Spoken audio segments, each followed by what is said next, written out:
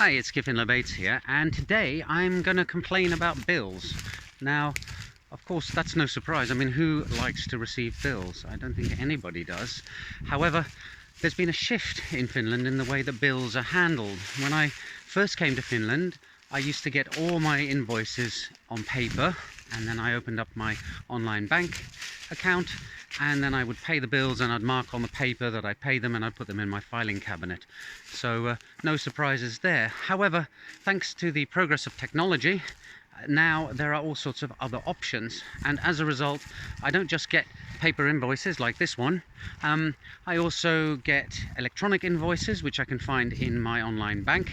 I also get bills from billing agencies such as Klarna or Qliro, I don't even know how you pronounce that, or Kivera. I get invoices in something known as Omaposti, which is the post office messaging system. I get bills via email, and one of the problems I have with this is now, instead of having one place to go to pay my bills, namely my letterbox, I have about 9 or 10 places to go to. And what's worse is some of these billing institutions send me a paper bill and have the bill in their online service and send me a text message or an email telling me that I need to pay my bill. And as a result, these days, in the last year in particular, I find that sometimes I pay bills 2 or 3 times, at which point I then get a letter telling me to claim back the excess money that I've paid in order to get a refund, and that refund is not necessarily guaranteed.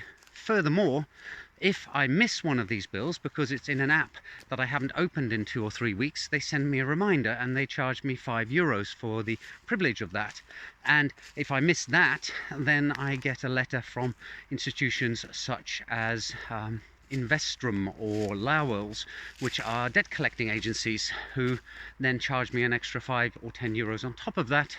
But at least they always send their bills on paper, so I do finally pay them. So I find this rather odd, because 15 years ago I used to handle all the bills, and I used to miss on average 1 bill a year, and therefore that would cost me €5. Nowadays, with all the advances in technology and all these different billing institutions, I'm finding that I'm missing a bill about once every couple of months, and I'm overpaying bills about once every 3 to 4 weeks. It's a total nightmare. So the idea was that the technology was going to make everything easier and more convenient. And yes, when you look at an individual app, then it is more convenient.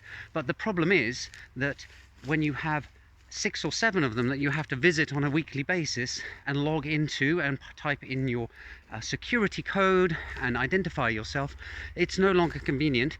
It's a total pain in the neck. So I think, from my perspective, this is an example of technology actually going wrong. And it's not actually just that billing suffers from this. I have the same thing in messaging.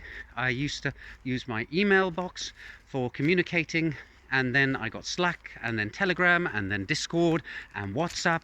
And now suddenly when I look at my browser, I have about 15 different messaging tabs open in order to keep track of people trying to communicate with me. And every person seems to use a different platform, and I then have to sign up to it. And don't even get me started on Microsoft Teams. I mean, quite frankly, I have to use it because some of my clients use it, but it's about as pleasant as sitting in a bath of vinegar after you've rolled around on some sandpaper. Anyway, that's today's rant. The proliferation of platforms, it seems to be some kind of human imperative that whenever somebody has an improvement, everybody else rolls out the same thing, and then suddenly any benefits that that improvement gave us are completely swamped by the fact that you now have 10 versions of it to deal with. So, sorry, a bit of a rant today. I'm generally pro-technology, but I think this particular state of affairs really leaves something to be desired. That's it for today. Maybe you want to leave a comment to get something off your chest about this kind of problem. Maybe you're experiencing something completely different and you think, oh, this is wonderful. I'd be interested to hear your take on it. Bye for now.